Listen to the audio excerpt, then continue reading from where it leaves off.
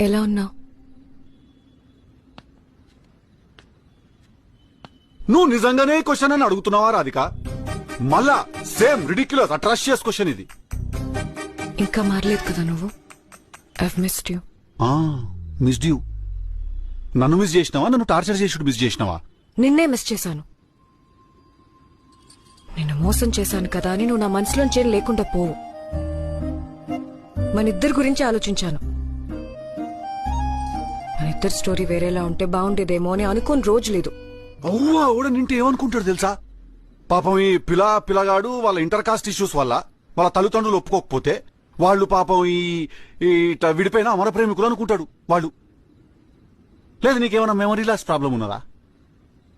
మనమేం అనివార్య కారణాల వల్ల విడిపోలేదు మనం. ఓకే, మనం నువ్వు చేసిన అన్యాయం వల్ల విడిపోయినాము, అది గుర్తు పెట్టుకో. ఓ